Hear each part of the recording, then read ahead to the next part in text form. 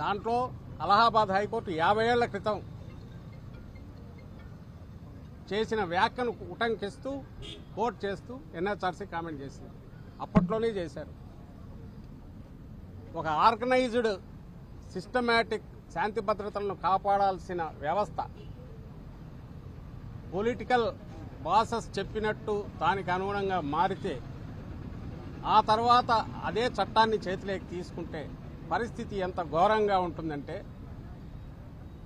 ఒక criminal గ్యాంగ్కు uniform వేసినట్టు ఉంటుంది అని అన్నారు. దాన్ని కోర్టు చేస్తూ మళ్ళీ ఎన్హెచ్ఆర్సీ ఈ మధ్య ఒక జడ్జిమెంట్లో చెప్పింది. దానికి 200% ఎక్కువ ఈరోజు ఇక్కడ పరిస్థితి కనపడుతుంది. ఈరోజు మేము ఇక్కడికి వచ్చి చూసిన వ్యక్తి లక్ష్మీనారాయణ అనే వైఎస్ఆర్సీపీ సానుభూతి పరదు. ఏ పార్టీ సానుభూతి పరదో ఏ పార్టీ కార్యకర్త కూడా ఇక్కడ ఇష్యూ కాదు. దీంట్లో క్యాస్ట్ను కూడా తీసుకొచ్చాడు. ఎవడు తెచ్చినోడు పొలిటికల్ లీడరో ఇంకోడో లేకపోతే కుల సంఘం నాయకుడో కాదు, ఓ డిఎస్పీ. ఈ సాక్షాత్తు ఈయన వీడియోలో చెప్పిన మాటల్లోనే వస్తుంది. నువ్వు ఫలానా కులం వాడివి కాదా, ఈ పార్టీతో ఎట్టున్నావు. డిఎస్పీకి ఏం పని నాకు అర్థం కావట్లేదు. అసలు డిఎస్పీ పంచాయతీ చేయడం ఏంది? 50 ఏళ్ల క్రితం వినేవాళ్ళం ఇట్లాంటివి. ఎమర్జెన్సీ, ఆ తర్వాత ఎక్స్ట్రీమిజం మొదలయ్యాక, పోలీసులకు ఎక్స్ట్రాడినరీ పవర్స్ ఇచ్చాక వాటి ముసుగులో వాళ్లే సొంతంగా జడ్జిమెంట్లు ఇవ్వడం, వాళ్లే పంచాయతీలు చేయడం, వాళ్లే శిక్షలు వేయడం మొదలయ్యాయి. అలాంటిది నుంచి ఊపిరి పీల్చుకుంటూ ఒక 10-15 ఏళ్ళుగా పోలీస్ అంటే ఫ్రెండ్లీ, సిటిజన్ ఫ్రెండ్లీ పోలీస్ అనేది కాన్సెప్ట్ వచ్చి బాగా ముందుకు పోతున్న దశలో జగన్మోహన్ రెడ్డి గారి ఆధ్వర్యంలో దాన్ని పూర్తి 100% ఇంప్లిమెంట్ చేస్తున్న దశలో దాని నుంచి ఒక్కసారి తిప్పి మళ్ళీ 50 ఏళ్ళ వెనక్కు ఒక అప్రకటిత ఎమర్జెన్సీ, ఆ సిచ్యువేషన్ ఈరోజు కనపడుతుంది. నీ చేతిలో ఒక పవర్ఫుల్ వెపన్ ఉండి దాన్ని చట్టాన్ని ప్రొటెక్ట్ చేయడానికి ఇంప్లిమెంట్ చేయడానికి ఉండాల్సిన దాన్ని పొరపాటున కన్నా నువ్వు ఇటు తిప్పితే ఎంత ఘోరంగా ఉంటుందంటే, ఎందుకు క్వశ్చన్ చేసేవాడు ఉంటుంది, క్వశ్చన్ చేయలేము. ఎవడైతే అరాచకం జరిగిన చోట ప్రొటెక్ట్ చేయాల్సిన వాడే తనే అరాచక శక్తి అయితే ఇంకెవరి దగ్గరికి పోతారు? ఇది బలమైన పొలిటికల్ పార్టీ కార్యకర్తలు నాయకులకి ఈ పరిస్థితి ఉంటే సామాన్యుడి పరిస్థితి ఏంది?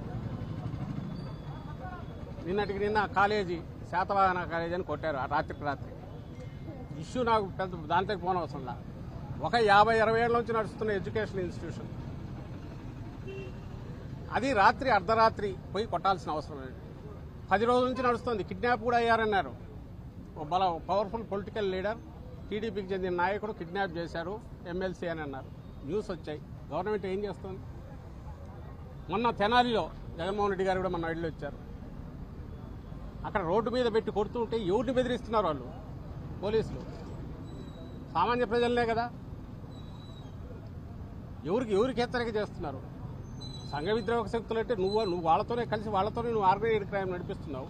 నువ్వు వాళ్ళనే రోడ్డు మీద వెళ్ళి కొట్టుతున్నావు. ఎవరిని బెదిరిస్తున్నావు?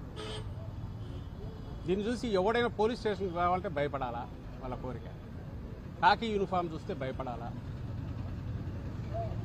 అట్లా కాకుండా నిజాయితీ ఉండే నాయకులందరూ వీఆర్లో ఉన్నారు. ఆఫీసర్లందరినీ వీఆర్లో పెట్టేశారు. నిజాయితీగా ఉండే ఆఫీసర్లు వాళ్ళకు పడని వాళ్ళని పెట్టి ఇది ఒక గుంపును తయారు చేశారు. I'm not talking about entire police department. కానీ పూర్పును అది కూడా తయారవుతుంది. ఏదైనా నిర్వీర్యమన్నా అయిపోతుంది పనికిరాని దీని కింద, లేదంటే వాళ్ళు చెప్పినట్టు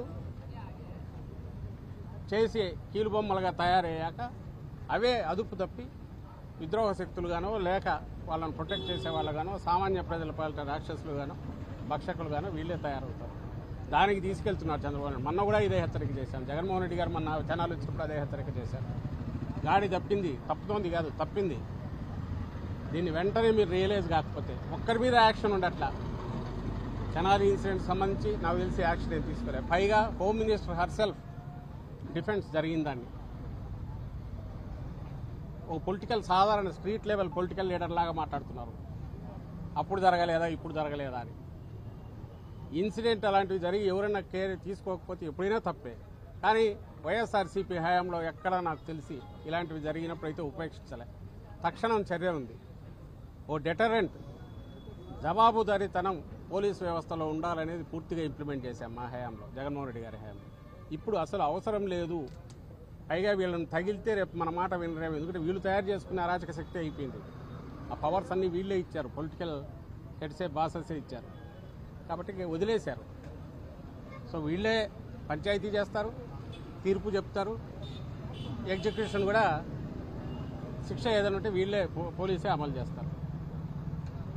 ఇది ప్రైవేట్ పంచాయతీ ఒకవేళ ఉంటే గింటే లోపల ఉన్న సాగు బతుకుల మధ్య కొట్టుమిట్లాడుతున్న లక్ష్మీనారాయణ. ఇంకా అంతకంటే స్టేట్మెంటు దాన్ని ఏమంటాము, డెత్కు ముందు ఇచ్చే స్టేట్మెంట్ ఇది. ఈ వాంగ్మూలం కంటే ఇంకా ఏ కోర్టులో అయినా వేరే విలువైంది ఏదైనా ఉంటుందైతే నేను అనుకోను. దాంట్లో ఆయన క్లియర్గా చెప్తున్నాడు, నేను పోతున్నాను, ఇప్పటికన్నా ఈ వ్యవస్థ బాగుపడుతుందా, ఇదేమి హెరాస్మెంట్, బతికేట్లేదు. ఓ డిఎస్పీ స్థాయి వ్యక్తి, ఎవరు కానిస్టేబుల్ కాదు, డిఎస్పీ స్థాయి వ్యక్తి. మొన్న హరికృష్ణ అనే అతన్ని వైఎస్ఆర్సీపీ కార్యకర్తను ఉదయం తీసుకెళ్లి రాత్రి వరకు కొట్టి మళ్ళీ మేజిస్ట్రేట్ ముందు పెట్టి మళ్ళీ రిమాండ్ పంపుతాం. ఇప్పటికీ నడవలేని పరిస్థితిలో ఉన్నాడు. నాయకులు వెళ్తే పలికే దిక్కులేదు. మేము కూర్చుంటాం ఎక్కడంటే మీ మీద కేసులు పెడతామని బెదిరిస్తున్నారు. ఇంకా అంతకుముందు మా సోషల్ మీడియా యాక్టివిస్ట్తో మొదలైంది, మహిళలతో సహా సుధారాణి 3 రోజులు తిప్పారు.